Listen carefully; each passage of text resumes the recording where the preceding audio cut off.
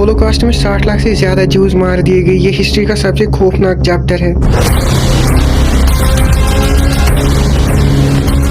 Hitler ने decide कर लिया था अब दुनिया चलेगी उसके रूल्स पे, और जो उसके खिलाफ खड़ा हुआ उसे या तो जेल या मौत मिली। धीरे धीरे उसने कॉन्स्टिट्यूशन बदल दिया, मीडिया को कंट्रोल कर लिया, अपोजिशन को खत्म कर दिया। अब वो सिर्फ चांसलर नहीं था, अब वो लीडर था, जर्मनी का सुप्रीम लीडर।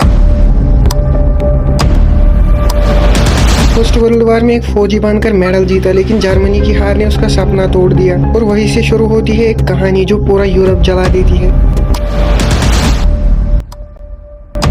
हिटलर का जन्म 1889 में ऑस्ट्रिया में हुआ। बचपन से ही जिद्दी था, स्कूल में एवरेज स्टूडेंट। टीचर्स को लगता था ये लड़का कभी कुछ ज्यादा नहीं कर पाएगा। उसके पिता चाहते थे कि वो एक सिविल सर्वेंट बने, पर हिटलर आर्टिस्ट बनना चाहता था। लेकिन जब उसने वीने आर्ट स्कूल में अप्लाई किया, 2 बार उसे रिजेक्ट कर दिया गया। उसने अपनी पेंटिंग्स दिखाई, पर उन्होंने बोला तुम में टैलेंट नहीं है। सोचो, एक लड़का जिसे 2 बार अपने सपनों से दूर किया गया। यही चोट उसके अंदर बड़ी देर तक चलती रही। हिटलर फिर जर्मनी चला गया, और जैसे ही वर्ल्ड वॉर फर्स्ट शुरू हुआ, हिटलर जर्मन आर्मी में भर्ती हो गया। वहाँ उसने लॉयल और ब्रेव सोल्जर की तरह लड़ाई लड़ी। उसे आयरन क्रॉस मेडल भी मिला। लेकिन 1918 में जर्मनी वार हार गया, और ट्रीटी ऑफ वर्साइल्स के मुताबिक जर्मनी को वेपन्स कम करने पड़े, उन्हें बहुत सारे पैसे देने पड़े, और उनका प्राइड तोड़ दिया गया। जर्मनी में बेरोजगारी, गरीबी और गुस्सा बढ़ गया। हिटलर के लिए ये सब पर्सनल इंसल्ट था। उसने डिसाइड कर लिया कि एक दिन वो जर्मनी को फिर से स्ट्रांग बनाएगा। वॉर के बाद हिटलर ने एक छोटी सी political party, German workers party, join की। धीरे धीरे वो पार्टी का स्टार बन गया। स्पीचेस देता था जो लोगों के दिलों को छू जाती थी। उसका गुस्सा, उसकी आवाज़, उसके वर्ड सब यूथ को अट्रैक्ट करते थे।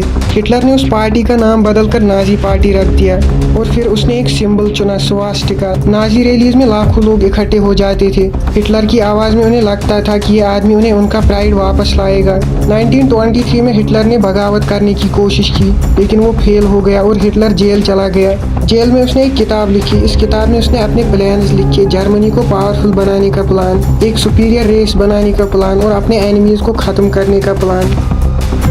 1930s में ग्रेट डिप्रेशन आया। जर्मनी के हालात पहले से ही ट्रीटी ऑफ वर्साइल्स की वजह से खराब थे, जो ग्रेट डिप्रेशन की वजह से ज़्यादा खराब होने लगी। हिटलर ने इसी बात का फ़ायदा उठाया। वो पहले ही अपनी स्पीच की वजह से मशहूर था। अब उसने अपनी स्पीच में ज्यूज और ट्रीटी ऑफ वर्साइल्स को ब्लेम करना शुरू कर दिया कि जर्मनी की इस हालात की जिम्मेदार वही है, और लोगों को प्रॉमिस किया कि वो उन्हें जॉब्स देगा, और उन्हें यकीन दिलाया कि वो जर्मनी के लोगों का प्राइड उन्हें वापस दिलाएगा, यानी उन्हें ट्रीटी ऑफ वर्साइल्स से आज़ाद कराएगा। 1933 में हिटलर चांसलर बना। धीरे धीरे उसने कॉन्स्टिट्यूशन बदल दिया, मीडिया को कंट्रोल कर लिया, अपोजिशन को खत्म कर दिया। अब वो सिर्फ चांसलर नहीं था, अब वो लीडर था, जर्मनी का सुप्रीम लीडर। हिटलर ने जर्मनी को मॉडर्न बनाया, रोड्स बनाए, जॉब्स क्रिएट की, इंडस्ट्रीज खोल दी।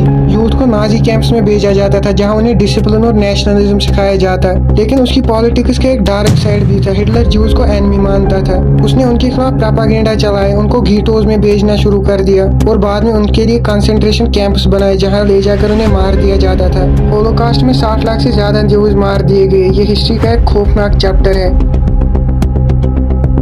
1939 में हिटलर ने पोलैंड पर अटैक कर दिया, और इसी के साथ शुरू हुआ वर्ल्ड वॉर सेकंड। जर्मनी की आर्मी इतनी फास्ट थी कि उनके अटैक को लाइटनिंग वॉर बोला गया।